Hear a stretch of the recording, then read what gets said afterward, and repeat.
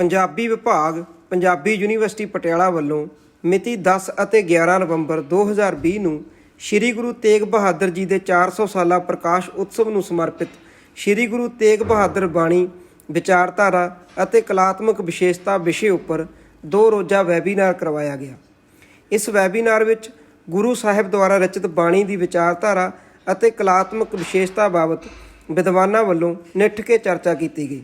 ਇਸ ਵੈਬੀਨਾਰ ਵਿੱਚ ਸ੍ਰੀ ਗੁਰੂ ਗ੍ਰੰਥ ਸਾਹਿਬ ਵਿਸ਼ਵ ਯੂਨੀਵਰਸਿਟੀ ਫਤਿਹਗੜ੍ਹ ਸਾਹਿਬ ਤੋਂ ਡਾਕਟਰ ਹਰਦੇਵ ਸਿੰਘ ਵੀ ਸ਼ਾਮਲ ਹੋਏ। ਉਹਨਾਂ ਵੈਬੀਨਾਰ ਵਿੱਚ ਗੁਰੂ ਸਾਹਿਬ ਦੁਆਰਾ ਰਚਿਤ ਬਾਣੀ ਦੇ ਦਾਰਸ਼ਨਿਕ ਸਰੋਕਾਰਾਂ ਬਾਬਤ ਚਰਚਾ ਕੀਤੀ। ਆਓ ਸੁਣਦੇ ਹਾਂ ਡਾਕਟਰ ਹਰਦੇਵ ਸਿੰਘ ਜੀ ਦੇ ਵਿਚਾਰ। ਸ੍ਰੀ ਗੁਰੂ ਤੇਗ ਬਹਾਦਰ ਜੀ ਦੀ ਪਾਵਨ ਯਾਦ ਨੂੰ ਸਮਰਪਿਤ ਪੰਜਾਬੀ ਯੂਨੀਵਰਸਿਟੀ ਪਟਿਆਲਾ ਦੇ ਪੰਜਾਬੀ ਵਿਭਾਗ ਦਾ ਅੱਜ ਦਾ ਇਹ ਬਹੁਤ ਹੀ ਸ਼ਾਨਦਾਰ ਵੈਬੀਨਾਰ, ਤੇ ਇਸ ਵਿੱਚ ਮੇਰੇ ਵਰਗੇ ਨਵੇਂ ਖੋਜਾਰਥੀ ਨੂੰ ਮੌਕਾ ਦਿੱਤਾ। ਇਹਦੇ ਲਈ ਮੈਂ ਪੂਰੇ ਵਿਭਾਗ ਮੁਖੀ ਡਾਕਟਰ ਸੁਰਜੀਤ ਸਿੰਘ ਉਹਨਾਂ ਦਾ ਅਤੇ ਇਸ ਵੈਬੀਨਾਰ ਦੇ ਵਿੱਚ ਜੁੜੀਆਂ ਸਤਿਕਾਰਤ ਸ਼ਖਸੀਅਤਾਂ ਨੇ ਉਹਨਾਂ ਸਾਰਿਆਂ ਦਾ ਧੰਨਵਾਦੀ ਹਾਂ। ਸਭ ਤੋਂ ਪਹਿਲਾਂ ਫਤਿਹ ਅਰਜ ਕਰਦੇ ਹਾਂ ਜੀ। ਵਾਹਿਗੁਰੂ ਜੀ ਕਾ ਖਾਲਸਾ, ਵਾਹਿਗੁਰੂ ਜੀ ਕੀ ਫਤਿਹ। ਮੇਰਾ ਪੇਪਰ ਸ੍ਰੀ ਗੁਰੂ ਤੇਗ ਬਹਾਦਰ ਜੀ ਦੀ ਬਾਣੀ ਦੇ ਦਾਰਸ਼ਨਿਕ ਸਰੋਕਾਰ।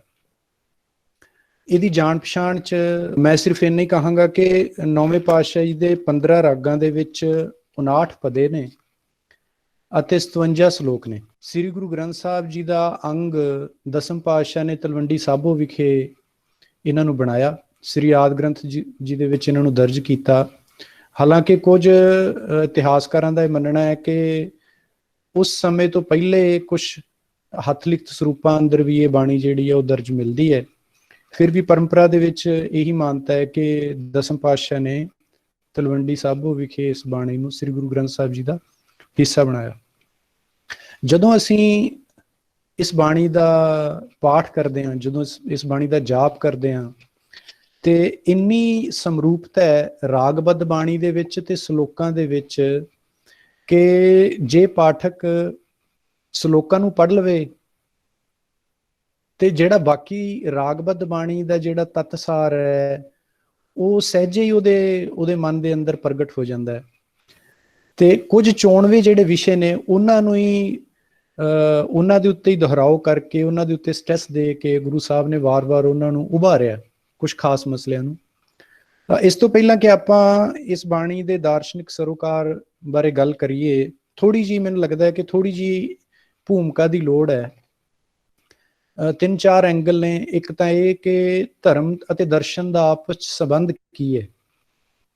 ਦੂਜਾ ਮਸਲਾ ਇਹ ਹੈ ਕਿ ਗੁਰੂ ਤੇਗ ਬਹਾਦਰ ਜੀ ਭਾਰਤ ਦੇ ਵਿੱਚ ਬਾਣੀ ਉਹ ਪ੍ਰਗਟ ਹੋ ਰਹੀ ਉਹਨਾਂ ਨੂੰ, ਤਾਂ ਭਾਰਤੀ ਜਿਹੜੀ ਧਰਮ ਪਰੰਪਰਾ ਹੈ, ਇੱਥੋਂ ਦੀ ਜਿਹੜੀ ਸ਼ਾਸਤਰ ਪਰੰਪਰਾ ਹੈ, ਉਹਦੇ ਨਾਲ ਗੁਰੂ ਤੇਗ ਬਹਾਦਰ ਜੀ ਦੀ ਬਾਣੀ ਦੇ ਸਰੋਕਾਰਾਂ ਦਾ ਕੀ ਸੰਬੰਧ ਹੈ। ਇਹ ਮੈਨੂੰ ਲੱਗਦਾ ਗੱਲ ਕਰ ਲੈਣੀ ਚਾਹੀਦੀ। ਇੱਕ ਗੱਲ ਇਹ ਕਰ ਲੈਣੀ ਚਾਹੀਦੀ ਕਿ ਜਿਸ ਕਾਲ ਦੇ ਵਿੱਚ, ਜਿਸ ਹਾਲਾਤ ਦੇ ਵਿੱਚ 9ਵੇਂ ਪਾਤਸ਼ਾਹੀ ਦਾ ਜੀਵਨ ਗੁਜ਼ਰਿਆ, ਉਹਦੇ ਨਾਲ ਇਸ ਬਾਣੀ ਦਾ ਆਪਾਂ ਕਿੰਨਾ ਕੁ ਆਪਾਂ ਸੰਬੰਧ ਜੋੜ ਕੇ ਵੇਖ ਸਕਦੇ ਹਾਂ।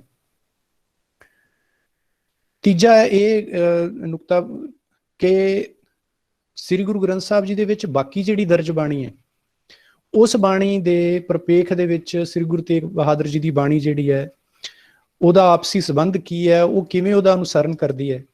ਤੇ ਆਖਰੀ ਜਿਹੜਾ ਨੁਕਤਾ ਹੈ ਕਿ ਵਿਸ਼ਵ ਧਰਮ ਦੇ ਵਿੱਚ, ਭਾਵੇਂ ਉਹ ਵੈਦਿਕ ਹੈ, ਭਾਵੇਂ ਸਾਮੀ ਧਰਮ ਨੇ, ਉਹਨਾਂ ਦੇ ਨਾਲ ਇਸ ਬਾਣੀ ਦੇ ਰਾਹੀਂ ਅਸੀਂ ਕਿਵੇਂ ਜੁੜਦੇ ਹਾਂ, ਜਾਂ ਸਾਰੇ ਵਿਸ਼ਵ ਧਰਮ ਦੇ, ਜਾਂ ਇਸ ਬਾਣੀ ਦੇ ਵਿੱਚ ਇੱਕ ਸ਼ਬਦ ਹੈ ਸਰਵ ਧਰਮ। ਸਰਵ ਧਰਮ ਦੇ ਜਿਹੜੇ ਦਾਰਸ਼ਨਿਕ ਸਰੋਕਾਰ ਨੇ ਉਹ 9ਵੇਂ ਪਾਤਸ਼ਾਹ ਜੀ ਦੀ ਇਸ ਬਾਣੀ ਦੇ ਵਿੱਚ ਸਾਨੂੰ ਕਿਵੇਂ ਸਮਝ ਆਉਂਦੇ ਨੇ। ਤੋ ਇੱਕ ਮੇਰੀ ਨਿਮਾਣੀ ਜੀ ਕੋਸ਼ਿਸ਼ ਹੈ। ਤੇ ਸਭ ਤੋਂ ਪਹਿਲਾਂ ਆਪਾਂ ਗੱਲ ਕਰਦੇ ਹਾਂ ਧਰਮ ਦੀ ਤੇ ਦਰਸ਼ਨ ਦੀ।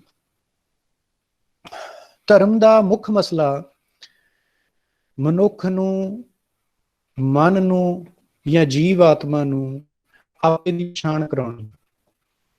ਤੇ ਵਿਲ ਡੂਰਾ ਆਪਣੀ ਕਿਤਾਬ ਜਿਹੜੀ ਸਟੋਰੀ ਆਫ ਫਿਲਾਸਫੀ, ਉਹਦੇ ਵਿੱਚ ਉਹ ਕਹਿੰਦਾ ਹੈ ਕਿ ਜਿਹੜਾ ਅਪੋਲੋ ਮੰਦਰ ਹੈ ਡੈਲਫੀ ਦੇ ਵਿੱਚ, ਉਹਦੇ ਵਿੱਚ ਮੰਨਿਆ ਜਾਂਦਾ ਕਿ ਉੱਥੇ 3 ਵਾਕ ਲਿਖੇ ਹੁੰਦੇ ਸੀ।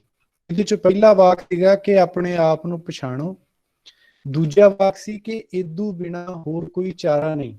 ਆਪਣੇ ਆਪ ਨੂੰ ਪਛਾਣੋ, ਇਦੂ ਬਿਨਾ ਹੋਰ ਕੋਈ ਦੂਜਾ ਚਾਰਾ ਨਹੀਂ। ਦੂਜੀ ਜਿਹੜੀ ਮੈਨੂੰ ਇੰਪੋਰਟੈਂਟ ਗੱਲ ਲੱਗੀ, ਜਦੋਂ ਬਿਲ ਡੂਰਾਂ ਅਰਸਤੂ ਦਾ, ਸੁਕਰਾਤ ਦਾ, ਪਲੇਟੋ ਦਾ ਜ਼ਿਕਰ ਕਰਦੇ ਨੇ, ਤੇ ਸੁਕਰਾਤ ਦਾ ਜ਼ਿਕਰ ਕਰਦੇ ਉਹਨਾਂ ਦੇ ਜੀਵਨ ਬਾਰੇ ਜੋ ਅਨੁਮਾਨ ਕਰਦੇ ਨੇ ਵਿਲ ਡੂਰਾਂ, ਉਹ ਕਹਿੰਦੇ ਕਿ ਸੁਕਰਾਤ ਗਲੀਆਂ ਦੇ ਵਿੱਚੋਂ ਨੌਜਵਾਨਾਂ ਨੂੰ ਆਪਣੇ ਵੱਲ ਆਕਰਸ਼ਿਤ ਕਰਦੇ ਨੇ, ਤੇ ਕਿਸੇ ਮੰਦਿਰ ਦੇ ਪੋਰਚ ਦੇ ਵਿੱਚ ਉੱਥੇ ਕਿਤੇ ਛਾਵੇਂ ਬਹਿੰਦੇ ਨੇ, ਇਕੱਠੇ ਹੁੰਦੇ ਨੇ, ਤੇ ਉਹਨਾਂ ਨੂੰ ਆਪੇ ਦੀ ਖੋਜ ਜਾਂ ਜੀਵਨ ਦੇ ਜਿਹੜੇ ਮੂਲ ਸਰੋਕਾਰ ਨੇ ਉਹਨਾਂ ਦੀ ਖੋਜ ਵੱਲ ਪ੍ਰੇਰਿਤ ਕਰਦੇ ਨੇ।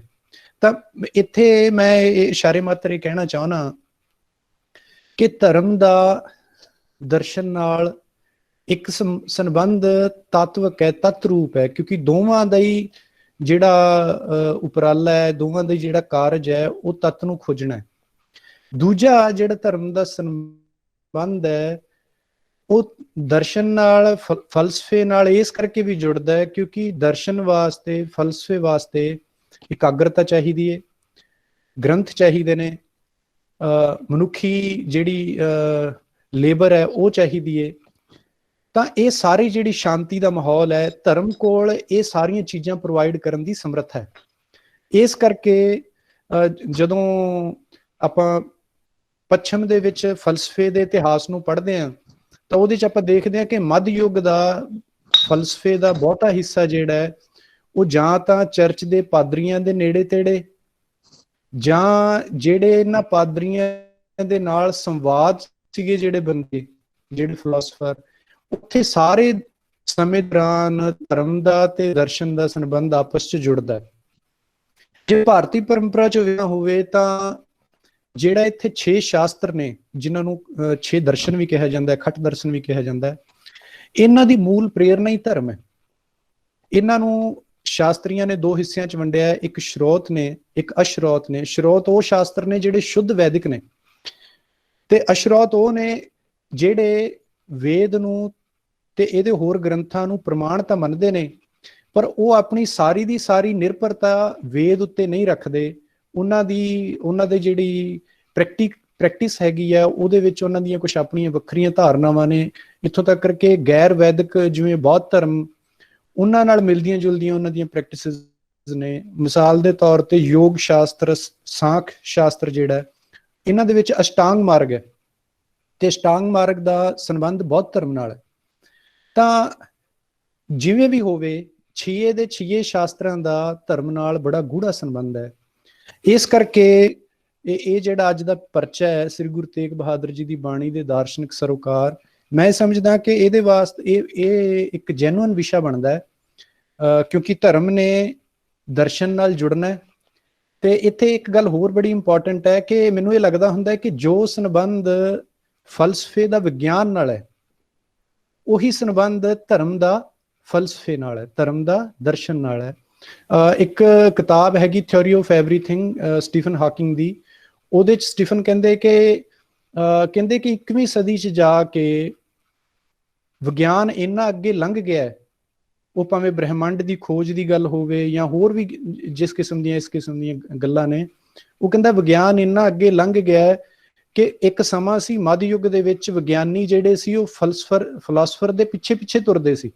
ਫਿਲਾਸਫਰ ਕੋਈ ਸਵਾਲ ਖੜਾ ਕਰਦਾ ਹੈ, ਕੋਈ ਚੇਤਨਾ ਦੀ ਚਿਣਗ ਜਗਾਉਂਦਾ ਹੈ, ਤੇ ਵਿਗਿਆਨੀ ਉਹਨੂੰ ਲੱਭਦੇ ਨੇ। ਪਰ ਕਹਿੰਦਾ ਹੁਣ ਵਿਗਿਆਨ ਇੰਨਾ ਅੱਗੇ ਲੰਘ ਗਿਆ ਹੈ ਕਿ ਫਿਲਾਸਫਰ ਅਨੁਮਾਨ ਵੀ ਨਹੀਂ ਲਾ ਸਕਦਾ ਕਿ ਸਾਇੰਸ ਕਿੱਥੋਂ ਤੱਕ ਪਹੁੰਚ ਗਈ। ਇਹ ਮੈਨੂੰ ਲੱਗਦਾ ਹੈ ਕਿ ਇੱਕ ਕਿਸਮ ਦੀ ਥੋੜੀ ਜਿਹੀ ਅਤਕਥਨੀ ਵੀ ਹੈ, ਤੇ ਇਹਦੇ ਨਾਲ ਇੱਕ ਸੰਕਟ ਵੀ ਪੈਦਾ ਹੁੰਦਾ ਹੈ ਕਿ ਜਿੰਨਾ ਚਿਰ ਵਿਗਿਆਨ ਫਲਸਫੇ ਨਾਲ ਜੁੜਿਆ ਰਹੇਗਾ, ਉਨਾ ਚਿਰ ਉਹ ਲੋਕ ਉਪਕਾਰੀ ਰਹੇਗਾ, ਮਨੁੱਖਤਾ ਦੇ ਉਪਕਾਰ ਲਈ ਉਹ ਕਾਰਜਸ਼ੀਲ ਰਹੇਗਾ।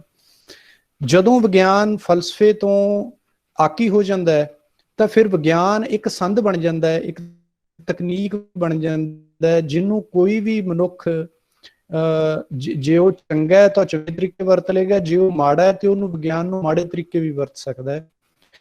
ਇਹੀ ਜਿਹੜਾ ਸੰਬੰਧ ਹੈ, ਬੇਸ਼ੱਕ ਵਿਗਿਆਨ ਅੱਜ ਇਹ ਗੱਲ ਮੰਨਣ ਤੋਂ ਇਨਕਾਰੀ ਹੈ ਕਿ ਸਾਡੇ ਉੱਤੇ ਫਲਸਫੇ ਦਾ ਕੋਈ ਅਹਿਸਾਨ ਹੈ, ਇਸੇ ਤਰ੍ਹਾਂ ਫਲਸਫੇ ਦਾ ਧਰਮ ਨਾਲ ਸੰਬੰਧ ਹੈ, ਬੇਸ਼ੱਕ ਫਲਸਫਾ ਇਹਨੂੰ ਮੰਨੇ ਜਾਂ ਇਹਦੇ ਤੋਂ ਇਨਕਾਰ ਕਰੇ, ਜੇਕਰ ਫਲਸਫੇ ਨੇ ਮਨੁੱਖ ਦੀ ਸੁਰਤ, ਮਨੁੱਖ ਦੀ ਆਤਮ ਦੀ ਜਿਗਿਆਸਾ ਨਾਲ ਜੁੜਨਾ ਹੈ ਤਾਂ ਫਲਸਫੇ ਧਰਮ ਨਾਲ ਜੁੜਨਾ ਪੈਣਾ। ਹੁਣ ਆਪਾਂ ਆਉਂਦੇ ਹਾਂ ਕਿ ਭਾਰਤੀ ਜਿਹੜੇ ਖੱਟ ਦਰਸ਼ਨ ਨੇ ਉਹਨਾਂ ਦੇ ਨਾਲ ਗੁਰਮਤ ਦਾ ਕਿੰਨਾ ਤੇ ਕਿਸ ਰੂਪ ਦਾ ਸੰਬੰਧ ਬਣਦਾ ਹੈ। ਇਹਨਾਂ ਦੇ ਵਿੱਚੋਂ ਵੈਸੇ ਤਾਂ ਤਿੰਨ ਮੈਨੂੰ ਜ਼ਿਆਦਾ ਮਹੱਤਵਪੂਰਨ ਲੱਗਦੇ ਨੇ, ਨਿਆਇ ਸ਼ਾਸਤਰ, ਯੋਗ ਸ਼ਾਸਤਰ ਤੇ ਵਿਦਾਂਤ। ਪਰ ਮੈਂ ਨਿਆਇ ਨੂੰ ਫਿਲਹਾਲ ਇੱਥੇ ਆਪਾਂ ਨਹੀਂ ਛੋਂਦੇ, ਕਿਉਂਕਿ ਨਿਆਇ ਦਾ ਜਿਹੜਾ ਸਰੋਕਾਰ ਹੈ ਉਹ ਤਾਰਕਿਕ ਤੇ ਇੱਕ ਕਿਸਮ ਦੀ ਉਹਨਾਂ ਉਸ ਸਮੇਂ ਦੇ ਹਾਣ ਦੀ ਵਿਗਿਆਨਕ ਸ਼ੈਲੀ ਨੂੰ ਉਭਾਰਨਾ ਹੈ ਕਿ ਹਰ ਸ਼ਬਦ ਨੂੰ, ਹਰ ਸੰਕਲਪ ਨੂੰ ਪਹਿਲਾਂ ਪਰਿਭਾਸ਼ਿਤ ਕਰੋ। ਲਗਭਗ 2 ਅਧਿਆਏ ਨਿਆਇ ਸ਼ਾਸਤਰ ਨੇ ਸੰਕਲਪਾਂ ਨੂੰ ਪਰਿਭਾਸ਼ਿਤ ਕਰਨ ਤੇ ਡੋਨੇਟ ਕੀਤੇ ਨੇ। ਉਹਦਾ ਜਿਹੜਾ ਪ੍ਰੈਕਟੀਕਲ ਵੇ ਹੈ, ਜਿਵੇਂ ਸ਼ਾਸਤਰਾਂ ਦਾ ਇੱਥੇ ਜ਼ਿਕਰ ਕਰਨਾ ਇਸ ਕਰਕੇ ਵੀ ਮਹੱਤਵਪੂਰਨ ਹੈ ਕਿਉਂਕਿ ਜਿਸ ਸ਼ੈਲੀ ਨੂੰ, ਜਿਸ ਪੱਧਤੀ ਨੂੰ ਗੁਰਬਾਣੀ ਨੇ ਦਾਰਸ਼ਨਿਕ ਰੂਪ ਵਿੱਚ ਅਪਣਾਇਆ ਹੈ ਉਹਦੀ ਇਹਨਾਂ ਸ਼ਾਸਤਰਾਂ ਨਾਲ ਨੇੜਤਾ ਹੈ। ਇਹਨਾਂ ਦੀ ਸ਼ੈਲੀ ਕੀ ਹੈ ਕਿ ਸਭ ਤੋਂ ਪਹਿਲੇ ਅਧਿਆਏ 'ਚ ਦੱਸਣਗੇ ਸ਼ਾਸਤਰ ਕਿ ਉਦੇਸ਼ ਕੀ ਹੈ ਸ਼ਾਸਤਰ ਦੀ ਰਚਨਾ ਦਾ। ਜਿਵੇਂ ਯੋਗ ਸ਼ਾਸਤਰ ਦਾ ਮਹਾਰਿਸ਼ੀ ਪਤੰਜਲੀ ਦਾ ਜਿਹੜਾ ਸ਼ਾਸਤਰ ਹੈ ਉਹਦਾ ਪਹਿਲਾ ਹੀ ਸੂਤਰ ਹੈ ਯੋਗਾਸ਼ ਚਿੱਤ ਵ੍ਰਿਤੀ ਨਿਰੋਧਾ। ਇਸ ਤਰ੍ਹਾਂ ਹੀ ਜਿਹੜਾ ਵਿਦਾਂਤ ਸ਼ਾਸਤਰ ਹੈ, ਵਿਦਾਂਤ ਦਾ ਪਹਿਲਾ ਸੂਤਰ ਹੈ ਅਥਾਤ ਬ੍ਰਹਮ ਜਿਗਿਆਸਾ। ਪਹਿਲੇ ਸੂਤਰ ਦੇ ਵਿੱਚ, ਪਹਿਲੇ ਸੈਂਟੈਂਸ ਦੇ ਵਿੱਚ ਪਤਾ ਲੱਗ ਜਾਂਦਾ ਹੈ ਕਿ ਇਹ ਸ਼ਾਸਤਰ ਦਾ ਉਦੇਸ਼ ਕੀ ਹੈ, ਇਹਨੇ ਕਰਨਾ ਕੀ ਹੈ। ਤਾਂ ਇਹਨਾਂ ਦੀ ਫਿਰ ਸਟਾਈਲ ਇਹ ਹੈ ਕਿ ਪਹਿਲਾਂ ਉਦੇਸ਼ ਦੱਸਣਾ ਹੈ, ਫਿਰ ਉਦੇਸ਼ ਨੂੰ ਪ੍ਰਾਪਤ ਕਰਨ ਦਾ ਥਿਉਰੀ ਕੀ ਹੈ, ਫਿਰ ਉਹਨੂੰ ਪ੍ਰੈਕਟੀਕਲੀ ਤੁਸੀਂ ਲਾਗੂ ਕਿਵੇਂ ਕਰਨਾ ਹੈ, ਤੇ ਚੌਥੇ ਭਾਗ ਦੇ ਵਿੱਚ ਇਹ ਸ਼ਾਸਤਰ ਜਿਹੜੇ ਨੇ ਇਹ ਪ੍ਰਾਪਤੀ ਦੀ ਅਵਸਥਾ ਨੂੰ ਬਿਆਨ ਕਰਦੇ ਨੇ। ਮੰਨ ਲਓ ਕਿ ਯੋਗ ਸ਼ਾਸਤਰ ਹੈ ਉਹ ਆਪਣੇ ਚੌਥੇ ਅਖੀਰਲੇ ਭਾਗ ਦੇ ਵਿੱਚ ਸਮਾਧੀ ਤੇ ਸਮਾਧੀ ਦੀਆਂ ਜਿਹੜੀਆਂ ਵਿਸ਼ੇਸ਼ਤਾਵਾਂ ਨੇ ਉਹਨਾਂ ਨੂੰ ਬਿਆਨ ਕਰੇਗਾ। ਜਿਹੜਾ ਵਿਦਾਂਤ ਸ਼ਾਸਤਰ ਹੈ ਉਹ ਆਪਣੇ ਅੰਤਮ ਭਾਗ ਦੇ ਵਿੱਚ ਜਾ ਕੇ, ਚੌਥੇ ਭਾਗ ਦੇ ਵਿੱਚ ਉਹ ਬ੍ਰਹਮ ਦੇ ਗਿਆਨ ਦੀ ਅਵਸਥਾ ਤੇ ਉਹਦੀਆਂ ਪ੍ਰਾਪਤੀਆਂ ਉਹਨਾਂ ਨੂੰ ਬਿਆਨ ਕਰੇਗਾ। ਤਾਂ ਇਹ ਜਿਹੜਾ ਗੁਰਬਾਣੀ ਦੇ ਵਿੱਚ ਜਿਹੜਾ ਦਰਸ਼ਨ ਹੈ ਇਹ ਕਾਫੀ ਹੱਦ ਤੱਕ ਇਸ ਪੈਟਰਨ ਨੂੰ ਫੋਲੋ ਕਰਦਾ ਕਿ ਸਮੱਸਿਆ ਕੀ ਹੈ, ਉਹਦਾ ਨਿਵਾਰਣ ਕਿਵੇਂ ਕਰਨਾ ਹੈ ਤੇ ਵਿਹਾਰ ਦੇ ਵਿੱਚ ਉਹਨੇ ਕਿਵੇਂ ਢਲਣਾ ਹੈ, ਹਨਾ। ਜਿਵੇਂ ਉੱਥੇ ਉਹਨੂੰ ਸਾਧਨਾ ਭਾਗ ਵੀ ਕਿਹਾ ਜਾਂਦਾ ਹੈ। ਤਾਂ ਇਦੋਂ ਅਗਲੀ ਜਿਹੜੀ ਇਹਨਾਂ ਸ਼ਾਸਤਰਾਂ ਦੇ ਨਾਲ ਸੰਬੰਧ ਦੀ ਗੱਲ ਹੈ ਕਿ ਮੇਰੀ ਜਾਚੇ, ਹੋ ਸਕਦਾ ਮੈਂ ਗਲਤ ਹੋਵਾਂ, ਕਿ ਸ੍ਰੀ ਗੁਰੂ ਤੇਗ ਬਹਾਦਰ ਜੀ ਦੀ ਇਸ ਬਾਣੀ ਦਾ ਜੇ 6 ਸ਼ਾਸਤਰਾਂ ਦੇ ਵਿੱਚੋਂ ਕਿਸੇ ਨਾਲ ਨੇੜਤਾ ਵੇਖਣੀ ਹੋਵੇ ਤਾਂ ਉਹਦੀ ਸਭ ਤੋਂ ਵੱਧ ਨੇੜਤਾ ਵਿਦਾਂਤ ਸੂਤਰ ਨਾਲ, ਮਹਾਰਿਸ਼ੀ ਵੇਦ ਵਿਆਸ ਦੀ ਜਿਹੜੀ ਰਚਨਾ ਹੈ ਵਿਦਾਂਤ ਸ਼ਾਸਤਰ, ਉਹਦੇ ਨਾਲ ਬਣਦੀ ਹੈ। ਉਹਦੀ ਵਜ੍ਹਾ ਜਿਵੇਂ ਪਿੱਛੇ ਮੈਂ 2 ਸੂਤਰ ਪੜ੍ਹੇ, ਯੋਗ ਸ਼ਾਸਤਰ ਜਿਹੜਾ ਹੈ ਉਹਦਾ ਪਹਿਲਾ ਸੂਤਰ ਯੋਗਾਸ਼ ਚਿੱਤ ਵ੍ਰਿਤੀ ਨਿਰੋਧਾ, ਚਿੱਤ ਦੀਆਂ ਬਿਰਤੀਆਂ ਦਾ ਪੂਰਨ ਨਿਰੋਧ, ਉਹਨਾਂ ਨੂੰ ਪੂਰਨ ਮੁਕੰਮਲ ਤੌਰ ਤੇ ਰੋਕ ਲੈਣਾ ਹੀ ਯੋਗ ਹੈ। ਇਹਦਾ ਮਤਲਬ ਇਹ ਸ਼ੁੱਧ ਤਿਆਗਵਾਦ ਹੈ। ਜਿਹੜਾ ਯੋਗ ਸ਼ਾਸਤਰ ਹੈ ਇਹ ਸ਼ੁੱਧ ਤਿਆਗਵਾਦ ਹੈ ਤੇ ਇਸ ਕਿਸਮ ਦੇ ਸ਼ੁੱਧ ਤਿਆਗਵਾਦ ਨਾਲ ਗੁਰਮਤ ਦੀ ਨੇੜਤਾ ਨਹੀਂ ਹੈ। ਹਾਲਾਂਕਿ ਇਹ ਯੋਗ ਇੰਨਾ ਮਹੱਤਵਪੂਰਨ ਫਲਸਫਾ, ਇੰਨਾ ਮਹੱਤਵਪੂਰਨ ਦਰਸ਼ਨ ਹੈ ਕਿ ਸਾਂਖ ਦਰਸ਼ਨ ਨੇ ਵੀ ਇਹਦੀ ਥਿਉਰੀ ਨੂੰ ਅਪਣਾਇਆ, ਉਹਦੇ ਚ ਵੀ ਇਹਦੀ ਸਾਂਝ ਹੈ। ਤੇ ਇੱਥੋਂ ਤੱਕ ਕਰਕੇ ਜਿਹੜਾ ਨਿਆਇ ਸ਼ਾਸਤਰ ਹੈ ਉਹ ਵੀ ਯੋਗ ਦੀਆਂ ਵਿਧੀਆਂ ਨੂੰ ਫੋਲੋ ਕਰਨ ਦੀ ਪ੍ਰੇਰਨਾ ਕਰਦਾ। ਤੇ ਅੱਜ ਵੀ ਪੱਛਮ ਤੱਕ, ਭਾਵੇਂ ਉਹ ਸਿਹਤ ਦੇ ਹਵਾਲੇ ਨਾਲ ਹੋਵੇ, ਭਾਵੇਂ ਮਨ ਨੂੰ ਕਾਬੂ ਕਰਨ ਦੇ ਹਵਾਲੇ ਨਾਲ ਹੋਵੇ, ਭਾਵੇਂ ਪੁਰਸ਼ਾਰਥ ਦੀ ਪ੍ਰਾਪਤੀ ਦੇ ਲਈ ਯੋਗ ਦਾ ਜਿਹੜਾ ਪ੍ਰਚਲਨ ਹੈ ਉਹ ਪੱਛਮ ਤੱਕ ਹੋਇਆ ਹੋਇਆ। ਤਾਂ ਇਹ ਇੱਕ ਤਾਕਤਵਰ ਦਰਸ਼ਨ ਹੈ। ਇਸੇ ਕਰਕੇ ਸ੍ਰੀ ਗੁਰੂ ਗ੍ਰੰਥ ਸਾਹਿਬ ਜੀ ਦੀ ਬਾਣੀ ਦੇ ਵਿੱਚ ਜਿਹੜਾ ਯੋਗੀ ਦੇ ਨਾਲ ਸੰਵਾਦ ਹੈ, ਭਾਵੇਂ ਉਹ ਸ੍ਰੀ ਗੁਰੂ ਨਾਨਕ ਦੇਵ ਜੀ ਦਾ ਹੈ, ਉਹ ਸਿੱਧ ਗੋਸ਼ਟ ਬਾਣੀ ਚ ਹੈ, ਉਹ ਜਪਜੀ ਸਾਹਿਬ ਦੇ ਵਿੱਚ ਹੈ, ਉਹ ਆਸਾ ਦੀ ਵਾਰ ਦੇ ਵਿੱਚ ਹੈ। ਇਸੇ ਤਰ੍ਹਾਂ ਸ੍ਰੀ ਗੁਰੂ ਤੇਗ ਬਹਾਦਰ ਜੀ ਦੀ ਬਾਣੀ ਦੇ ਵਿੱਚ ਸਭ ਤੋਂ ਵੱਧ ਜਿਹੜਾ ਸੰਵਾਦ ਹੈ ਉਹ ਯੋਗੀ ਦੇ ਨਾਲ ਹੈ, ਉਹ ਤਿਆਗਵਾਦ ਦੇ ਨਾਲ ਹੈ। ਦੂਜੇ ਪਾਸੇ ਜਦੋਂ ਮੈਂ ਇਹ ਕਹਿਣਾ ਕਿ ਵਿਦਾਂਤ ਸ਼ਾਸਤਰ ਦੇ ਨਾਲ ਸ੍ਰੀ ਗੁਰੂ ਤੇਗ ਬਹਾਦਰ ਜੀ ਦੀ ਬਾਣੀ ਦੀ ਨੇੜਤਾ ਹੈ, ਉਹਦੀ ਵਜ੍ਹਾ ਇਹ ਹੈ ਕਿ ਵਿਦਾਂਤ ਸ਼ਾਸਤਰ ਤੋਂ ਪਹਿਲਾਂ ਸ਼ੁੱਧ ਵੈਦਿਕ ਸ਼ਾਸਤਰ ਹੈਗਾ ਪੂਰਵ ਮੀਮਾਂਸਾ, ਮਹਾਰਿਸ਼ੀ ਜੈਮਨੀ ਦਾ ਲਿਖਿਆ ਹੋਇਆ। ਜਿਹੜਾ ਪੂਰਵ ਮੀਮਾਂਸਾ ਹੈ ਇਹ ਯੱਗਾਂ ਦਾ ਸ਼ਾਸਤਰ ਹੈ, ਇਹ ਕਰਮਕਾਂਡ ਦਾ ਸ਼ਾਸਤਰ ਹੈ। ਤੇ ਗੁਰਮਤ ਜਿਹੜੀ ਹੈ ਉਹ ਕਰਮਕਾਂਡ ਨੂੰ ਉਸ ਤਰੀਕੇ ਨਾਲ ਉਹਨਾਂ ਅਰਥਾਂ 'ਚ ਪ੍ਰਵਾਨ ਨਹੀਂ ਕਰਦੀ ਜਿਨ੍ਹਾਂ ਅਰਥਾਂ 'ਚ ਜੈਮਨੀ ਨੇ ਪ੍ਰਵਾਨ ਕੀਤਾ, ਕਿਉਂਕਿ ਉਹ ਇਹ ਕਹਿੰਦੇ ਕਿ ਕਰਮ ਦੇ ਰਾਹੀਂ ਹੀ ਜੀਵਨ ਦਾ ਪੁਰਸ਼ਾਰਥ ਜਿਹੜਾ ਪ੍ਰਾਪਤ ਕੀਤਾ ਜਾ ਸਕਦਾ। ਸਿੱਖੀ ਦੇ ਵਿੱਚ ਕਰਮ ਦਾ ਮਹੱਤਵ ਹੈ, ਪਰ ਕਰਮ ਆਪਣੇ ਆਪ ਵਿੱਚ ਪ੍ਰਾਪਤੀ ਦਾ ਅੰਤਮ ਸਾਧਨ ਨਹੀਂ ਹੈ। ਇਹਦੀ ਬਜਾਏ ਜਿਹੜਾ ਵਿਦਾਂਤ ਸ਼ਾਸਤਰ ਹੈ, ਜਿਹਨੂੰ ਉੱਤਰ ਮੀਮਾਂਸਾ ਕਿਹਾ ਜਾਂਦਾ ਹੈ, ਵਿਦਾਂਤ ਸ਼ਾਸਤਰ ਕਰਮਕਾਂਡ ਦੀ ਥਾਂ ਤੇ, ਯੱਗ ਦੀ ਥਾਂ ਤੇ, ਹੋਮ ਦੀ ਥਾਂ ਤੇ, ਬਲੀਆਂ ਦੀ ਥਾਂ ਤੇ ਉਹ ਗਿਆਨ ਦੀ ਤੇ ਉਪਾਸਨਾ ਦੀ ਗੱਲ ਕਰਦਾ। ਇਹ ਦੋ ਵਿਸ਼ੇ, ਉਪਾਸਨਾ ਕਰਮਕਾਂਡ ਨਹੀਂ ਹੈ। ਉਪਾਸਨਾ ਜਦੋਂ ਤੁਸੀਂ ਆਪਣੇ ਹਿਰਦੇ ਦੇ ਵਿੱਚ ਕਿਸੇ ਨੂੰ ਧਿਆਉਂਦੇ ਹੋ, ਜਦੋਂ ਤੁਸੀਂ ਕਿਸੇ ਨੂੰ ਸਮਰਨ ਕਰਦੇ ਹੋ, ਉਪਾਸਨਾ ਦਾ ਰਾਹ ਉਧਰ ਨੂੰ ਜਾਂਦਾ। ਤੇ ਗਿਆਨ ਦਾ ਸੰਬੰਧ ਹੈ ਕਿ ਜਦੋਂ ਤੁਸੀਂ ਝੂਠ ਤੇ ਸੱਚ ਚ ਨਖੇੜਾ ਕਰਦੇ ਹੋ, ਜਦੋਂ ਤੁਸੀਂ ਚੰਗੇ ਤੇ ਮਾੜੇ ਚ ਨਖੇੜਾ ਕਰਦੇ ਹੋ, ਜਦੋਂ ਤੁਸੀਂ ਯੋਗ ਤੇ ਅਯੋਗ ਚ ਨਖੇੜਾ ਕਰਦੇ ਹੋ, ਤਾਂ ਇਹਦੇ ਨਾਲ ਕਾਫੀ ਹੱਦ ਤੱਕ ਗੁਰੂ ਤੇਗ ਬਹਾਦਰ ਜੀ ਦੀ ਬਾਣੀ ਦੀ ਆਪਾਂ ਨੇੜਤਾ ਅੱਗੇ ਚੱਲ ਕੇ ਵੇਖਾਂਗੇ। ਕੁਝ ਪੰਕਤੀਆਂ ਦੇ ਹਵਾਲੇ ਨਾਲ ਆਪਾਂ ਗੱਲ ਕਰਾਂਗੇ। ਇੱਕ ਜਿਹੜੀ ਹੋਰ ਸਾਂਝ ਹੈ ਵਿਦਾਂਤ ਸ਼ਾਸਤਰ ਦੇ ਨਾਲ, ਉਹ ਬੜੀ ਅਹਿਮ ਹੈ। ਦੇਖੋ, ਯੋਗ ਸ਼ਾਸਤਰ ਦੇ ਵਿੱਚ ਯੋਗੀ ਨੇ ਜਦੋਂ ਸਮਾਜ ਤਿਆਗ ਦਿੱਤਾ ਤਾਂ ਉੱਥੇ ਜਾਤ ਪਾਤ, ਵਰਣ, ਆਸ਼ਰਮ ਉਹ ਸਭ ਨਸ਼ਟ ਹੋ ਗਏ। ਉਹ ਸਮਾਜ ਤੋਂ ਬਾਹਰ ਚਲਿਆ ਗਿਆ। ਉਹਦੇ ਉੱਤੇ ਬ੍ਰਾਹਮਣ ਕੋਈ ਆਪਣੀ ਉਸ ਕਿਸਮ ਦੀ ਵਰਣ ਵਿਵਸਥਾ, ਆਸ਼ਰਮ ਵਿਵਸਥਾ ਲਾਗੂ ਨਹੀਂ ਕਰਦਾ। ਪਰ ਜਿਹੜਾ ਵਿਦਾਂਤ ਸ਼ਾਸਤਰ ਹੈ, ਇਹ ਤਾਂ ਸਮਾਜ ਦੇ ਵਿੱਚ ਰਹਿਣ ਵਾਲੇ ਲੋਕਾਂ ਨੇ ਅਪਣਾਉਣਾ ਹੈ। ਇਹ ਜਾਤ ਪਾਤ ਬਾਰੇ ਇਹਦਾ ਕੀ ਨਿਰਣਾ ਹੈ, ਇਹ ਸਾਡੇ ਵਾਸਤੇ ਬਹੁਤ ਮਹੱਤਵਪੂਰਨ ਹੈ। ਵਿਦਾਂਤ ਸ਼ਾਸਤਰ ਦੇ ਪਹਿਲੇ ਅਧਿਆਏ ਦਾ ਜਿਹੜਾ ਤ੍ਰਿਤੀਯ ਪਾਦ ਹੈ, ਉਹਦੇ ਵਿੱਚ ਮਹਾਰਿਸ਼ੀ ਵੇਦ ਵਿਆਸ ਸਪਸ਼ਟ ਕਰਦੇ ਨੇ ਕਿ ਗਿਆਨ ਅਤੇ ਉਪਾਸਨਾ, ਇਹਦੇ ਲਈ ਕੋਈ ਵੀ ਵਰਣ, ਕੋਈ ਵੀ ਆਸ਼ਰਮ ਜਿਹੜਾ ਹੈ ਉਹ ਵਿਵਰਜਿਤ ਨਹੀਂ ਹੈ। ਸ਼ਰਤ ਸਿਰਫ ਇਹ ਹੈ ਕਿ ਉਹ ਬੰਦਾ ਯੋਗ ਹੋਣਾ ਚਾਹੀਦਾ। ਇਹ ਮੈਨੂੰ ਲੱਗਦਾ ਕਿ ਇੱਕ ਪੋਜ਼ਿਟਿਵ ਪੱਖ ਹੈ, ਕਿਉਂਕਿ ਜਦੋਂ ਆਪਾਂ ਗੁਰੂ ਤੇਗ ਬਹਾਦਰ ਜੀ ਦੀ ਬਾਣੀ ਪੜ੍ਹਦੇ ਹਾਂ, ਉਹ ਪਤਿਤ ਉਦਾਹਰਣ ਪਰਮੇਸ਼ਰ ਹੈ, ਉਹ ਦੀਨ ਦਿਆਲ ਪਰਮੇਸ਼ਰ ਹੈ, ਉਹ ਦੀਨਾਂ ਦਾ ਸਹਾਇਕ ਪਰਮੇਸ਼ਰ ਹੈ।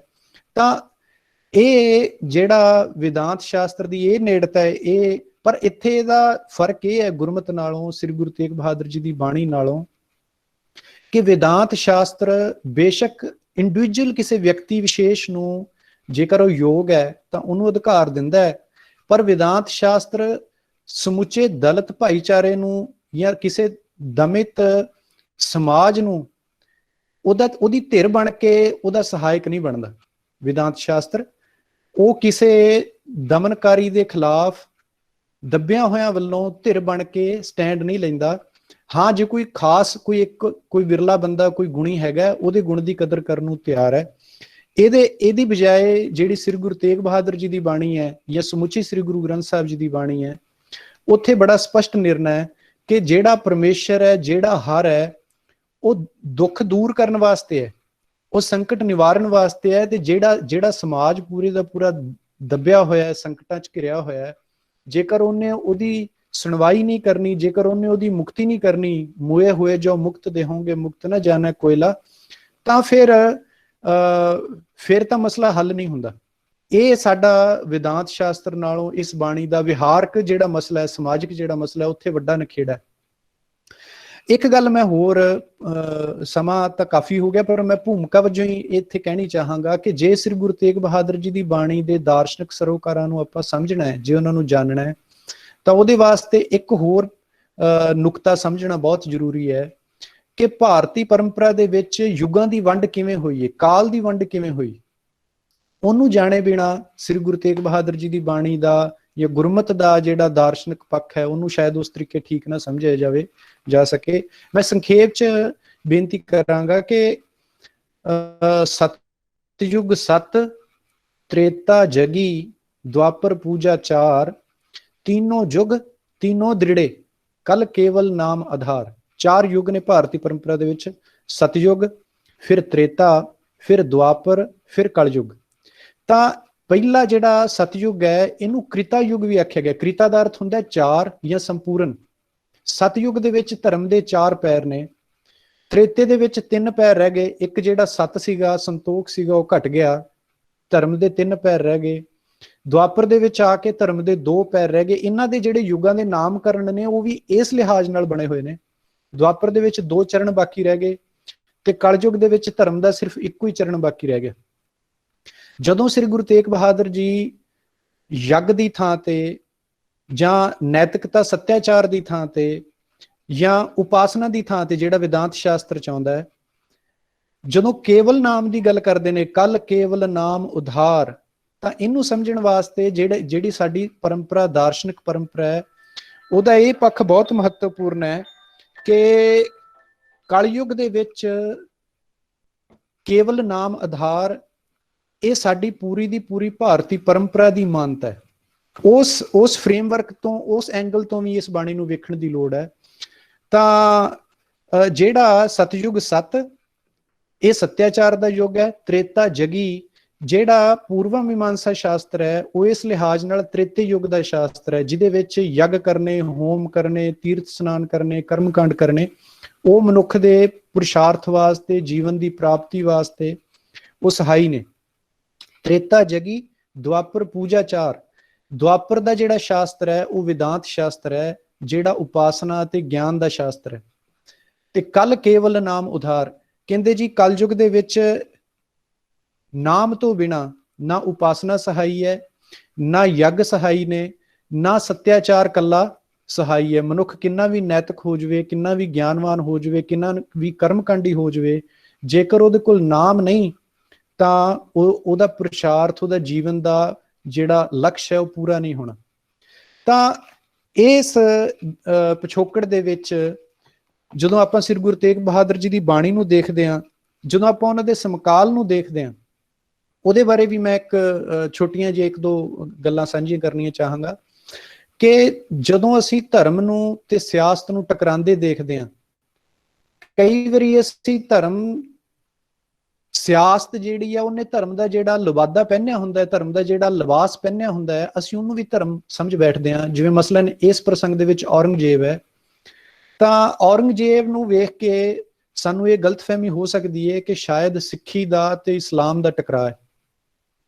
ਪਰ ਇੱਥੇ ਇੱਕ ਜੇਮਸ ਐਡਗਰ ਸਵੈਨ ਨੇ ਹਿਸਟਰੀ ਆਫ ਵਰਲਡ ਸਿਵਲਾਈਜੇਸ਼ਨ ਦੇ ਵਿੱਚ ਬੜਾ ਇੰਟਰਸਟਿੰਗ ਇੱਕ ਪ੍ਰਸੰਗ ਸੁਣਾਉਂਦਾ ਹੈ ਕਿ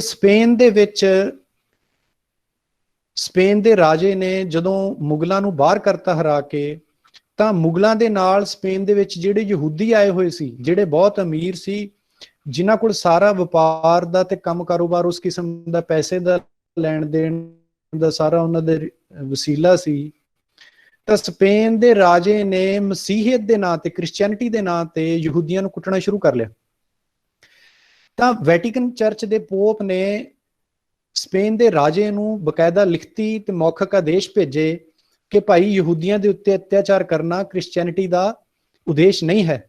ਪਰ ਉਹਨੇ ਜੇਮਸ ਐਡਗਰ ਸਵੈਨ ਨੇ ਬੜਾ ਸੋਹਣਾ ਲਿਖਿਆ। ਉਹ ਕਹਿੰਦਾ ਜਿਹੜੇ ਸਮੇਂ ਕੋਲੰਬਸ ਨੂੰ ਅਮਰੀਕਾ ਲੱਭ ਗਿਆ ਸੀ, ਉਸੇ ਵੇਲੇ ਸਪੇਨ ਦੇ ਰਾਜੇ ਨੂੰ ਯਹੂਦੀ ਲੱਭ ਗਏ।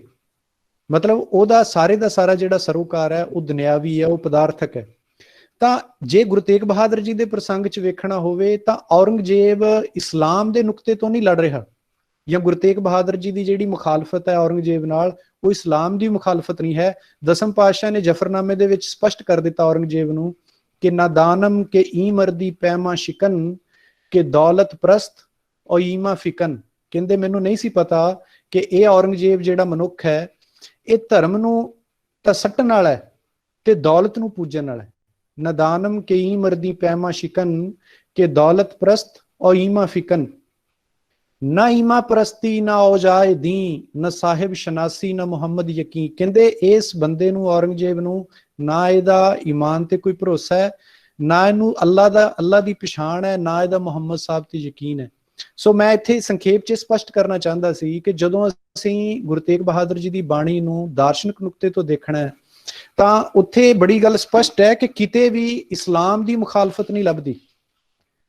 ਦੂਜਾ ਨੁਕਤਾ ਹੈ ਇੱਥੇ ਇੰਪੋਰਟੈਂਟ ਇਹ ਹੈ ਕਿ ਜਦੋਂ ਅਸੀਂ ਆਸਾ ਕੀ ਵਾਰ ਪੜ੍ਹਦੇ ਹਾਂ ਜਾਂ ਜਦੋਂ ਹੋਰ ਬਾਣੀਆਂ ਆਪਾਂ ਪੜ੍ਹਦੇ ਹਾਂ ਤਾਂ ਉੱਥੇ ਜਿਹੜਾ ਕਰੰਟ ਸਿਚੁਏਸ਼ਨ ਹੈ, ਭਾਵੇਂ ਉਹ ਜਨੇਊ ਦਾ ਮਾਮਲਾ ਹੋਵੇ, ਭਾਵੇਂ ਕਾਜੀ ਦੀ ਕਰਪਸ਼ਨ ਦਾ ਮਾਮਲਾ ਹੋਵੇ, ਭਾਵੇਂ ਉਹ ਇਸਤਰੀ ਦੀ ਹਾਲਤ ਦਾ ਮਾਮਲਾ ਹੋਵੇ, ਭਾਵੇਂ ਅੰਧ ਵਿਸ਼ਵਾਸ ਦਾ, ਕਰਮਕਾਂਡ ਦਾ, ਉਹਨਾਂ ਦਾ ਦੁਹਰਾਓ ਹੁੰਦਾ ਹੈ।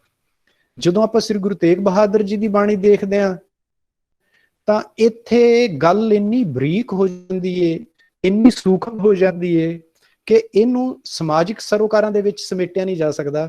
ਇਹ ਸ਼ੁੱਧ ਰੂਪ ਵਿੱਚ ਤੱਤ ਦੀ ਗੱਲ ਕਰਦੀ ਏ, ਇਹ ਬਾਣੀ ਸ਼ੁੱਧ ਰੂਪ ਦੇ ਵਿੱਚ ਦਰਸ਼ਨ ਦੀ ਗੱਲ ਕਰਦੀ, ਫਲਸਫੇ ਦੀ ਗੱਲ ਕਰਦੀ। ਹੁਣ ਆਪਾਂ ਆਈਏ ਕਿ ਸ੍ਰੀ ਗੁਰੂ ਤੇਗ ਬਹਾਦਰ ਜੀ ਦੀ ਬਾਣੀ ਨੂੰ ਜੇ ਆਪਾਂ ਦਾਰਸ਼ਨਿਕ ਨੁਕਤੇ ਤੋਂ ਦੇਖਦੇ ਹਾਂ ਤਾਂ ਸਾਨੂੰ ਪ੍ਰਾਪਤ ਕੀ ਹੁੰਦਾ? ਸਭ ਤੋਂ ਜਿਹੜਾ ਪਹਿਲਾ ਮਾਮਲਾ ਹੈ ਉਹ ਹੈਗਾ ਕਿ ਸ੍ਰੀ ਗੁਰੂ ਤੇਗ ਬਹਾਦਰ ਜੀ ਜਗਤ ਕੀ ਮੰਨਦੇ ਨੇ। ਇੱਥੇ ਮੈਂ ਸੰਖੇਪ ਚ ਇੱਕ ਇੱਕ ਦੋ ਦੋ ਹਵਾਲਿਆਂ ਨਾਲ ਆਪਣੀ ਕੋਸ਼ਿਸ਼ ਕਰਾਂਗਾ ਕਿ ਆਮ ਕਰਕੇ ਅਸੀਂ ਕੁਝ ਤੀਆਂ ਸੰਪੈਲੀਆਂ ਨੇ, ਜਿਵੇਂ ਕਿ ਆਮ ਕਰਕੇ ਕਿਹਾ ਜਾਂਦਾ ਹੈ ਕਿ ਗੁਰੂ ਤੇਗ ਬਹਾਦਰ ਜੀ ਦੀ ਬਾਣੀ ਬਹੁਤ ਵੈਰਾਗਮਈ ਹੈ।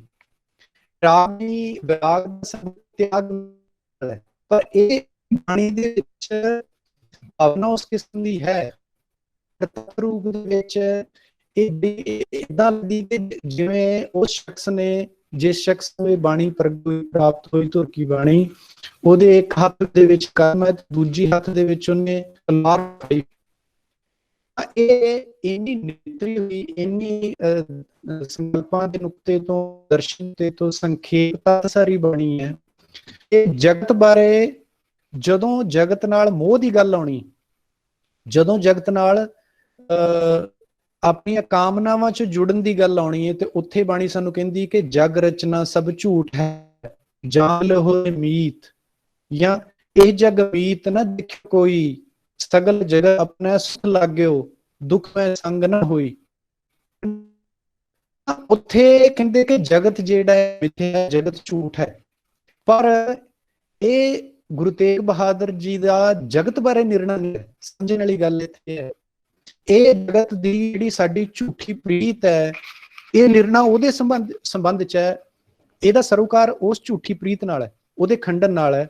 ਜਦ ਕਿ ਜੇ ਤੱਤ ਰੂਪ ਦੀ ਗੱਲ ਕਰੀਏ ਕਿ ਜਗਤ ਨੂੰ ਸ੍ਰੀ ਗੁਰੂ ਤੇਗ ਬਹਾਦਰ ਜੀ ਮੰਨਦੇ ਕੀ ਨੇ, ਤਾਂ ਉਹ ਕਹਿੰਦੇ ਕਿ ਘਟ ਘਟ ਮੈਂ ਹਰ ਜੂ ਬਸੈ, ਸੰਤਨ ਕਹਿਓ ਪੁਕਾਰ, ਕਹੋ ਨਾਨਕ ਤਿਹ ਭਜ ਮਨਾ, ਭਉ ਨਿਧ ਉਤਰਹਿ ਪਾਰ।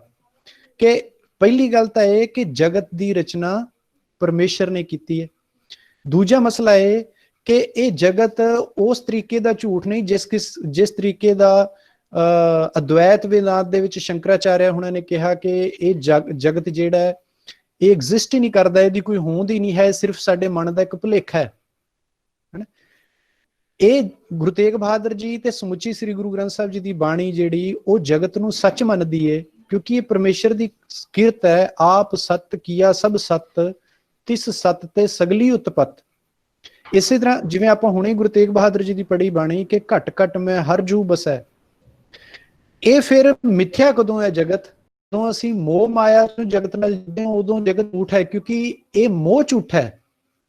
ਪਰ ਤੱਤ ਰੂਪ ਵਿੱਚ ਜਗਤ ਜਿਹੜਾ ਉਹ ਪਰਮੇਸ਼ਰ ਦੀ ਕਿਰਤ ਹੈ, ਤੇ ਉਹ ਇਸ ਜਗਤ ਦੇ ਜ਼ਰਰੇ ਜ਼ਰਰੇ ਦੇ ਵਿੱਚ ਵਸਿਆ ਹੋਇਆ। ਇਸੇ ਤਰ੍ਹਾਂ ਜੇ ਆਪਾਂ ਸੁੱਖ ਦੀ ਗੱਲ ਕਰੀਏ ਤਾਂ ਗੁਰੂ ਤੇਗ ਬਹਾਦਰ ਜੀ ਵਾਰ-ਵਾਰ ਕਹਿੰਦੇ ਕਿ ਸੁੱਖ ਦੇ ਵਾਸਤੇ ਮਨੁੱਖ ਜਿਹੜਾ ਦੌੜਿਆ ਫਿਰਦਾ, ਯਤਨ ਕਰਦਾ, ਕੋਸ਼ਿਸ਼ਾਂ ਕਰਦਾ। ਦੁੱਖ ਵਾਸਤੇ ਤਾਂ ਕੋਈ ਕੋਸ਼ਿਸ਼ ਨਹੀਂ ਕਰਦਾ, ਪਰ ਮਿਲਦਾ ਉਹ ਹੈ ਜੋ ਪਰਮੇਸ਼ਰ ਦਿੰਦਾ। ਇੱਥੇ ਇਹਦਾ ਮਤਲਬ ਇਹ ਨਹੀਂ ਕਿ ਗੁਰੂ ਤੇਗ ਬਹਾਦਰ ਜੀ ਮਨੁੱਖ ਨੂੰ ਸਮਾਜਿਕ ਤੌਰ ਤੇ ਸੁਖੀ ਹੋਣ ਤੋਂ ਵਰਜਦੇ ਨੇ ਜਾਂ ਉਹਨਾਂ ਨੂੰ ਸੁੱਖ ਦੀ ਮੁਖਾਲਫਤ ਹੈ।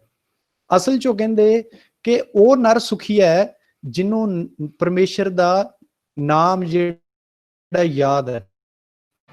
ਸੁੱਖ ਦਾ ਇੱਕ ਨਵਾਂ ਸੰਕਲਪ ਸਿਰਜਦੇ ਨੇ, ਜਿਹਨੂੰ ਅਸੀਂ ਸੁੱਖ ਮੰਨਦੇ ਹਾਂ, ਜਿਹਨੂੰ ਸਮਾਜ ਸੁੱਖ ਮੰਨਦਾ ਹੈ।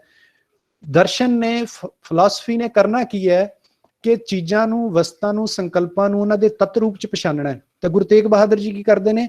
ਮਨ ਨੂੰ, ਸੁੱਖ ਨੂੰ, ਦੁੱਖ ਨੂੰ, ਸੰਬੰਧਾਂ ਨੂੰ, ਇਹ ਸਾਰੇ ਸੰਸਾਰ ਨੂੰ ਗੁਰੂ ਤੇਗ ਬਹਾਦਰ ਜੀ ਉਹਨਾਂ ਦਾ ਜਿਹੜਾ ਪ੍ਰਚਲਿਤ ਅਰਥ ਹੈ, ਜਿਹੜੇ ਉਹਨਾਂ ਦੇ ਮਿਥਕ ਅਰਥ ਨੇ, ਪਹਿਲਾਂ ਉਹਨਾਂ ਨੂੰ ਭੰਨਦੇ ਨੇ, ਤੋੜਦੇ ਨੇ। ਫਿਰ ਉਹ ਕੀ ਕਰਦੇ ਨੇ? ਜਿਹੜਾ ਉਹਦਾ ਤੱਤ ਅਰਥ ਹੈ, ਕਿਉਂਕਿ ਜਦੋਂ ਆਪਾਂ ਫਿਲਾਸਫੀ ਨੂੰ, ਵੈਸਟਰਨ ਫਿਲਾਸਫੀ ਨੂੰ ਦੇਖਦੇ ਹਾਂ ਤਾਂ ਉੱਥੇ ਵੀ ਫਿਲਾਸਫੀ ਦਾ ਮੂਲ ਉਦੇਸ਼ ਇਹ ਹੈ ਕਿ ਜੀਵਨ ਨੂੰ ਸੁਖਮਈ ਕੀਤਾ ਜਾਵੇ, ਜੀਵਨ ਨੂੰ ਸੁਹੱਪਣ ਵਾਲਾ ਕੀਤਾ ਜਾਵੇ, ਉਹਨੂੰ ਹੋਰ ਬਿਹਤਰ ਬਣਾਇਆ ਜਾਵੇ। ਤਾਂ ਗੁਰੂ ਤੇਗ ਬਹਾਦਰ ਜੀ ਦਾ ਇੱਕ ਮੁੱਖ ਇਹਦੇ ਚ ਜਿਹੜਾ ਸਰੋਕਾਰ ਹੈ ਉਹ ਸੁੱਖ ਹੈ। ਪਰ ਉਹ ਸੁੱਖ ਉਸ ਕਿਸਮ ਦਾ ਸੁੱਖ ਨਹੀਂ ਜਿਸ ਕਿਸਮ ਦਾ ਸਾਡਾ, ਜਿਹਨੂੰ ਅਸੀਂ ਸੁੱਖ ਸਮਝਦੇ ਹਾਂ। ਇਸੇ ਤਰ੍ਹਾਂ ਜੇ ਜੀਵਨ ਦੇ ਪਰਮਾਰਥ ਦੀ ਪ੍ਰਾਪਤੀ ਦੀ ਗੱਲ ਕਰਨੀ ਹੋਵੇ ਤਾਂ ਆਪਾਂ ਜਿਹੜਾ ਮੈਨੂੰ ਸ਼ਬਦ ਬਹੁਤ ਇਸ ਬਾਣੀ ਚੋਂ ਪਿਆਰਾ ਲੱਗਦਾ ਹੈ ਉਹ ਹੈਗਾ ਕਿ ਸਾਧੋ ਕੌਣ ਜੁਗਤ ਅਬ ਜੈ ਜਾਂ ਤੇ ਦੁਰਮਤ ਸਗਲ ਵਿਨਾਸ਼ੈ ਰਾਮ ਭਗਤ ਮਨ ਜੈ। ਸਵਾਲ ਹੈ ਕਿ ਉਹ ਕਿਹੜੀ ਹੈ ਜਿਹਦੇ ਰਾਹੀਂ ਸਾਰੀ ਮਾਇਆ ਤੇ ਮਾਇਆ ਦਾ ਪ੍ਰਭਾਵ ਵਿਨਿਸ਼ ਜੇ ਤੇ ਮਨੁੱਖ ਦੇ ਮਨ ਦੇ ਵਿੱਚ ਰੱਬ ਦਾ ਨਾਂ ਟਿਕੇ। ਇਹਦੇ ਅਖੀਰ ਤੇ ਕਹਿੰਦੇ ਕਿ ਸਰਬ ਧਰਮ ਮਾਨੋ ਤੇ ਕੀਏ ਜੇ ਪ੍ਰਭ ਕੀਰਤ ਗਾਏ। ਰਾਮ ਨਾਮ ਨਰ ਨਿਸਬਾਸੋ ਮੈਂ ਨਿਮਖ ਏਕ ਉਤਾਰ ਹੈ। ਉਹ ਕਹਿੰਦੇ ਕਿ ਜਿਹੜੇ ਮਨੁੱਖ ਨੇ ਨਾਮ ਨੂੰ ਚਿਤਵ ਲਿਆ, ਨਾਮ ਨੂੰ ਸਿਮਰ ਲਿਆ, ਬਾਕੀ ਜਿਹੜੇ ਚਾਰ ਮਾਰਗ ਨੇ, ਜਿਹੜੇ ਮੈਂ ਚਾਰ ਯੁੱਗਾਂ ਦੇ ਅੱਡੋ ਅੱਡ ਮਾਰਗ ਦੱਸੇ ਸੀ, ਸੱਤਿਆਚਾਰ ਹੈ, ਉਹ ਕਰਮਕਾਂਡ ਹੈ ਜਾਂ ਉਪਾਸਨਾ ਹੈ। ਗੁਰੂ ਤੇਗ ਬਹਾਦਰ ਜੀ ਕਹਿੰਦੇ ਕਿ ਚਾਰੇ ਕਰਮ ਉਹਦੇ ਸੰਪੂਰਨ ਨੇ, ਉਹਦੀ ਉਪਾਸਨਾ ਦਾ ਅਰਥ ਵੀ ਤਾਂ ਹੀ ਹੈ। ਇੱਥੇ ਹੁਣ ਇੱਕ ਪ੍ਰਸੰਗ ਹੈ ਕਿ ਆਪਾਂ ਕਹਿੰਦੇ ਆ ਕਿ ਫਲਾਂ ਬੰਦਨ ਢਾ ਕੇ ਉੱਥੇ ਬਾਬਰ ਨੇ ਜਾਂ ਦੂਜੇ ਨੇ, ਔਰੰਗਜ਼ੇਬ ਨੇ ਉੱਥੇ ਮਸਜਿਦ ਬਣਾਤੀ। ਆਪਾਂ ਨੂੰ ਉੱਥੇ ਇਤਿਹਾਸਕ ਤੌਰ ਤੇ ਹਵਾਲਾ ਨਹੀਂ ਲੱਭਦਾ ਕਿ ਜਦੋਂ ਮੰਦਿਰ ਨੂੰ ਢਾਇਆ ਗਿਆ ਉਦੋਂ ਕਿੰਨੇ ਲੋਕ ਸ਼ਹੀਦ ਹੋਏ। ਉਹ ਸ਼ਹੀਦ ਨਹੀਂ ਹੋਏ ਜਿਹੜੇ, ਜਾਂ ਉਹਦੇ ਪਿੱਛੇ ਇੱਕ ਪ੍ਰਸੰਗ ਹੈ ਕਿ ਕਰਮਕਾਂਡ ਕਰ ਤਾਂ ਰਹੇ ਆ, ਉਹਦੇ ਚ ਸਾਡਾ ਦ੍ਰਿੜ ਨਿਸ਼ਚਾ ਨਹੀਂ ਸੀ। ਉਹ ਯੱਗ ਹੋਮ ਬਲੀਆਂ ਕਰ ਤਾਂ ਰਹੇ ਸੀ ਪਰ ਉਹਦੇ ਚ ਦ੍ਰਿੜ ਨਿਸ਼ਚਾ ਨਹੀਂ ਸੀ। ਉਪਾਸਨਾ ਵੀ ਕਰ ਰਹੇ ਸੀ ਪਰ ਉਹਦੇ ਚ ਦ੍ਰਿੜ ਨਿਸ਼ਚਾ ਨਹੀਂ ਸੀ। ਗੁਰੂ ਸਾਹਿਬ ਨੇ ਜਿਹੜਾ ਇਸ ਚਾਰ ਯੁੱਗਾਂ ਦੇ ਅੱਡੋ ਅੱਡ ਚਾਰ ਮਾਰਗਾਂ ਨੂੰ ਸੰਪੂਰਨ ਕੀਤਾ, ਉਹ ਪਰਮੇਸ਼ਰ ਦੀ ਅਟੁੱਟ ਪਿਆਰ ਨੂੰ ਵਿੱਚ ਲਿਆ ਕੇ, ਭਾਵ ਭਗਤ ਨੂੰ ਵਿੱਚ ਲਿਆ ਕੇ ਸੰਪੂਰਨ ਕੀਤਾ। ਭਾਈ ਗੁਰਦਾਸ ਜੀ ਲਿਖਦੇ ਕਿ ਚਾਰੇ ਪੈਰ ਧਰਮ ਦੇ ਚਾਰ ਵਰਨ ਇੱਕ ਵਰਨ ਕਰਾਇਆ। ਤਾਂ ਤੇਗ ਬਹਾਦਰ ਜੀ ਸਾਰੀ ਭਾਰਤੀ ਪਰੰਪਰਾ ਦਾ ਜਿਹੜਾ ਖਿੰਡਿਆ ਹੋਇਆ ਪੱਖ ਹੈ ਉਹਨੂੰ ਇੱਕ ਥਾਂ ਤੇ ਇਕੱਠਾ ਕਰਦੇ ਨੇ ਨਾਮ ਦੇ ਵਿੱਚ। ਇੱਕ ਆਖਰੀ ਨੁਕਤਾ ਮੈਂ ਸਾਂਝਾ ਕਰਨਾ ਚਾਹਨਾ, ਉਹ ਹੈਗਾ ਕਿ ਤੇਗ ਬਹਾਦਰ ਦੀ ਬਾਣੀ ਦਾ ਸਾਮੀ ਧਰਮ ਪਰੰਪਰਾ ਨਾਲ ਸੰਬੰਧ ਸਾਮੀ ਧਰਮ ਪਰੰਪਰਾ ਅਪ ਸ਼ਬਦ ਹੈ, ਉਹਨੂੰ ਜੇ ਆਪਾਂ ਬਾਈਬਲ ਦੇ ਪੁਰਾਣੇ ਹੀਬਰੂ ਤੇ ਯੂਨਾਨੀ ਭਾਸ਼ਾ ਦੇ ਖਰੜਿਆਂ ਚ ਵੇਖੀਏ, ਹੀਬਰੂ ਦੀ ਆਪਾਂ ਕਰ ਲਈਏ ਤਾਂ ਉੱਥੇ ਸ਼ਬਦ ਹੈ ਖੇਤ, ਜਿਹਦੇ ਤੋਂ ਖਤਾ ਸ਼ਬਦ ਬਣਿਆ। ਮੂਲ ਪਾਪ ਜੇ ਉਹ ਹੈ ਜਦੋਂ ਅਸੀਂ ਖਤਮ ਕਰਦੇ ਹਾਂ, ਜਦੋਂ ਅਸੀਂ ਅਵਗਿਆ ਕਰਦੇ ਹਾਂ। ਆਦਮ ਦੇ ਬਾਗ ਦੇ ਵਿੱਚ ਜੋ ਆਦਮ ਤੇ ਹਵਾ ਨੇ ਕੀਤਾ ਸੀ, ਇਸਦਾ ਸਾਰਾ ਇਸਲਾਮੀ ਧਰਮ ਹੈ ਜਿਹੜਾ ਉਹ ਇਸ ਇੱਕ ਨੁਕਤੇ ਤੇ ਟਿਕਿਆ ਹੋਇਆ ਹੈ ਕਿ ਜੇ ਖਤਾ ਕਰੋਗੇ ਤਾਂ ਤੁਸੀਂ ਹੋ, ਜੇ ਰੱਬ ਦੇ ਹੁਕਮ ਚ ਉਹਦੀ ਰਹੋਗੇ ਤਾਂ ਤੁਸੀਂ ਧਰਮੀ ਹੋ। ਤੇ ਗੁਰੂ ਤੇਗ ਬਹਾਦਰ ਜੀ ਜਿਹੜਾ ਦਰਸ਼ਨ ਦੇ ਨੇ, ਉਹ ਕਿਤੇ ਮਨੁੱਖ ਆਪਣੀ ਹਉਮੈ ਨੂੰ ਤਿਆਗ ਕੇ ਕਰਤਾ ਰਾਮ ਪਛਾਣ। ਇੱਥੇ ਜਾ ਕੇ ਜਿਹੜਾ ਉਪਾਸਨਾ ਦਾ ਭਾਰਤੀ ਪੱਧਤੀ ਹੈ ਉਹਦੀ ਬਜਾਏ ਸਾਡਾ ਸਾਮੀ ਧਰਮ ਦੀ ਜਿਹੜੀ ਦਰਸ਼ਨ ਸ਼ੈਲੀ ਹੈ, ਉਹਨਾਂ ਦੀ ਜਿਹੜਾ ਫਲਸਫਾ ਹੈ ਸਾਮੀ ਧਰਮ ਦਾ, ਉਹਦੇ ਨਾਲ ਸਾਡਾ ਸੰਬੰਧ ਜੁੜ ਜਾਂਦਾ ਹੈ ਕਿ ਪਰਮੇਸ਼ਰ ਨੂੰ ਜਾਣੀਏ, ਉਹਦੇ ਹੁਕਮ ਚ ਜੀਵੀਏ। ਸੋ ਮੈਂ ਅਖੀਰ ਤੇ ਇੱਕ ਸ਼ਬਦ ਪੜ੍ਹਨਾ ਚਾਹਾਂਗਾ ਬਹਾਦਰ ਜੀ ਦਾ ਕਿ ਹਰ ਕੇ ਨਾਮ ਬਿਨਾ ਦੁੱਖ ਪਵੈ, ਭਗਤ ਬਿਨਾ ਸਹਿਤਾ ਨਹਿ ਚੁਕੈ, ਗੁਰ ਇਹੋ ਭੇਦ ਬਤਾਵੈ, ਕਹਾਂ ਪਇਓ ਤੀਰਥ ਬ੍ਰਤ ਕੀਏ, ਰਾਮ ਸਰਣ ਨਹੀਂ ਆਵੈ, ਜੋ ਜਗ ਨਿਫਲ ਤੇ ਮਨੁ ਜੋ ਪ੍ਰਭ ਜਸ ਬਿਸਰਾਵੈ, ਮਾਨ ਮੋਹ ਦੋਨੋਂ ਕੋ ਪਰਹਰ, ਗੋਬਿੰਦ ਗੁਣ ਗਾਵੈ, ਕਹੋ ਨਾਨਕ ਇਹ ਬਿਦ ਕੋ ਪ੍ਰਾਨੀ, ਜੀਵਨ ਮੁਕਤ ਕਹਾਵੈ। ਉਹ ਕਹਿੰਦੇ ਕਿ ਭਾਵੇਂ ਯੋਗ ਦਾ, ਭਾਵੇਂ ਗਿਆਨ ਦਾ, ਭਾਵੇਂ ਕਰਮ ਕਾਂਡ ਦਾ, ਭਾਵੇਂ ਉਪਾਸਨਾ ਦਾ ਜਿਹੜਾ ਮਾਰਗ ਹੈ, ਜਦ ਤੱਕ ਮਨੁੱਖ ਜਿਹੜਾ ਹੈ ਉਹ ਪਰਮੇਸ਼ਰ ਗੁਣਾਂ ਨੂੰ ਨਹੀਂ ਗਾਉਂਦਾ, ਉਹਦੇ ਨਾਲ ਮੁਹੱਬਤ ਨਹੀਂ ਹੁੰਦਾ, ਉਦੋਂ ਤੱਕ ਸਾਰੇ ਕਾਰਜ ਅਧੂਰੇ ਨੇ। ਤੇ ਜਦੋਂ ਪਰਮੇਸ਼ਰ ਦੇ ਗੁਣ ਗਾਉਂਦਾ ਹੈ ਫਿਰ ਉਹਦੇ ਬਾਕੀ ਕੀਤੇ ਹੋਏ ਕਾਰਜਾਂ ਦੇ ਵਿੱਚ ਵੀ ਅਰਥ ਭਰ ਜਾਂਦੇ ਨੇ, ਫਿਰ ਜੀਵਨ ਦਾ ਪੁਰਸ਼ਾਰਥ ਪੂਰਾ ਹੋ ਜਾਂਦਾ।